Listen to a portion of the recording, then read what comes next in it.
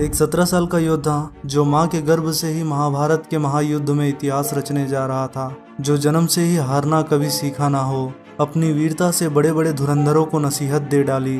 मैं बात कर रहा हूँ वीर योद्धा अभिमन्यु की। आखिर युद्ध में कितने प्रकार के चक्रव्यूह का इस्तेमाल किया गया था? अभिमन्यु को चक्रव्यूह में प्रवेश करने का कारण क्या था? साथ गए बाकी के पांडवों ने अभिमन्यु की रक्षा क्यों नहीं कर पाई?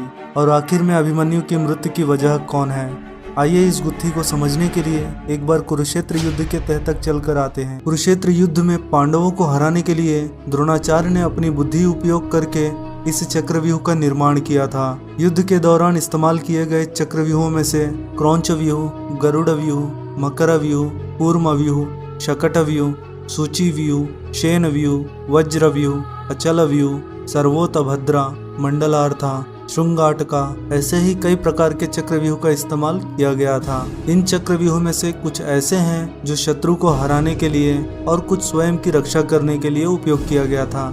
चक्रव्यूह को भेदने का कार्य सबसे कठिन होता है। असल में चक्रव्यूह में 7 चरण होने का अनुमान लगाया गया है। इसके मुख्य द्वार से प्रवेश करने पर 7वें चरण तक पहुंचने में काफी समय लग जाता है। इससे शरीर का मनोबल कम हो जाने के कारण खतरा बढ़ जाता है। कुरुक्षेत्र युद्ध के 13वें दिन द्रोणाचार्य की योजना के मुताबिक श्री कृष्ण और अर्जुन का ध्यान भटकाकर बाकी बचे पांडवों को इस चक्रव्यूह में फंसाकर उन्हें बंदी बनाना चाहते थे।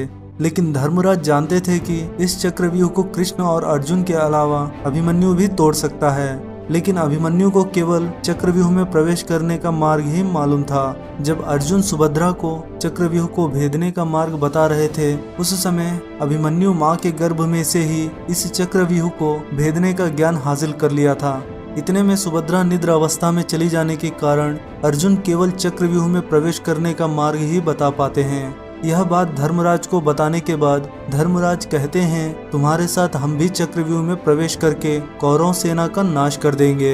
इसके बाद अभिमन्यु अपने सारथी सुमित्र के साथ चक्रव्यूह के 7वें चरण तक पहुंचने के लिए सामने आए सैनिक को मारते हुए प्रवेश करना प्रारंभ करता है। जैसे ही अभिमन्यु सैनिक को मारकर अंदर प्रवेश करता है, लेकिन साथ आए बाकी के पांडवों को दूसरा सैनिक रोक लेता है। द्रोणाचार्य की योजना के मुताबिक अभिमन्यु अकेले ही चक्रव्यूह में प्रवेश करते जा रहा था।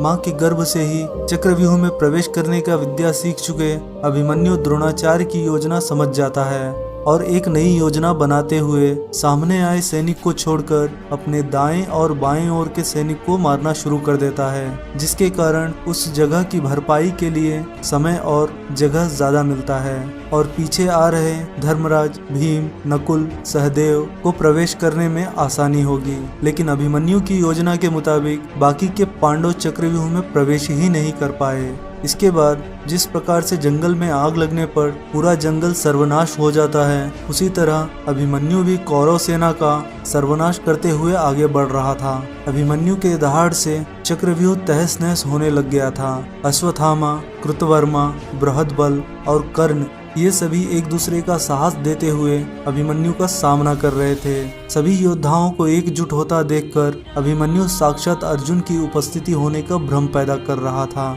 और समस्त योद्धाओं पर तरह तरह के हथियारों से वार करके अचंभक कर दिया था। इससे भाग खड़ी हुई कौरव सेना को अपने रथ से घेरते हुए बाणों की वर्षा कर रहा था। मानो ऐसे लग रहा था जैसे कोई दूसरे सूर्य की भांति अपने क्रोध ज्वाला से सभी कौरवों का संहार करते जा रहा था। यह देख वहां पर उपस्थित कौरव सेना और अन्य राजाओं ने एक साथ बाणों से वार करने लगे। इन बाणों के बीच अभिमन्यु का रथ नहीं दिखने पर दुर्योधन खुश होकर सोचता है कि अभिमन्यु की मृत्यु हो गई होगी। लेकिन अभिमन्यु अर्जुन से मिली गंधर्व माया जाल का इस्तेमाल कर रहा था। गंधर्व माया जाल के इस्तेमाल से दुश्मन सेना पर बाणों की वर्षा होने का भ्रम पैदा करता है, जिसके कारण कौरव सेना में डर पैदा हो जाता है। अभिमन्यु ने इस प्रहार से कौरव सेना के कई बड़े राजाओं का संहार कर दिया था। इस बीच दुर्योधन का पुत्र लक्ष्मण कुमार का भी वध कर दिया था। ये सभी योद्धा तंग आकर द्रोणाचार्य के पास पहुँचे। तब द्रोणाचार्य ने कहा, मैंने कवच धारण की विद्या अर्जुन को सिखाई थी और वही विद्या अर्जुन ने अपने पुत्र अभिमन्यु को सिखाई है। जब तक उसके शरीर पर कवच और हाथ में धनुष हो, तब तक अभिमन्यु को हराया नहीं जा सकता। द्रोणाचार्य कर्ण से कहते हैं कि हम केवल छल करके ही अभिमन्यु से जीत सकते हैं, जिसमें सभी योद्धाओं को एक साथ ही सारथी, कवच और धनुष पर वार करना होगा। इस बात को सुनकर कर्ण सभी के साथ अभिमन्यु पर वार करता है। द्रोणाचार्य ने रथ के घोड़ों पर बाण चलाया, कृपाचार्य ने रथ सारथी पर बाण चलाया, कर्ण ने रथ को तोड़ा। तब अभिमन्यु ने रथ का पहिया निकालकर एक चक्र की भांति गोल घुमाते हुए सेना पर वार कर रहा था। उस वक्त मामा शकुनी, कृतवर्मा, कृपाचार्य सभी मिलकर रथ के चक्र को खंडित कर देते हैं। इतने में दुशासन का पुत्र अभिमन्यु पर बाणों से वार करता है। अभिमन्यु ढाल से बचते हुए दुशासन के पुत्र का रथ तोड़कर उसके सारथी को मार देता है। वहां उपस्थित सभी योद्धा युद्ध करना छोड़कर उन्हें देखने लगते हैं। युद्ध करते करते दोनों का शरीर लहूलुहान होकर जमीन पर गिर पड़ा और फिर दोनों के प्राण निकल गए। लेकिन उसके बाद भी क्रोधित कौरव सेना चारों ओर से अभिमन्यु के शरीर पर तलवार से वार करने लगे। इतने में सूर्यास्त हुआ और अभिमन्यु बड़ी वीरता से लड़ते हुए अपने प्राणों की बलि देते हुए महाभारत युद्ध के 13वें दिन अपने नाम कर लिया।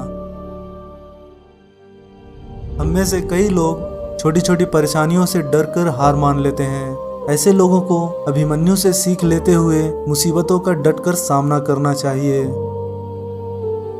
आप सभी को मेरा एक्सप्लेनेशन कैसे लगा कमेंट्स में ज़रूर बताएं और इस वीडियो को लाइक और शेयर करें और हमारे चैनल को सब्सक्राइब करना ना भूलें। मैं मिलता हूँ अगली वीडियो में।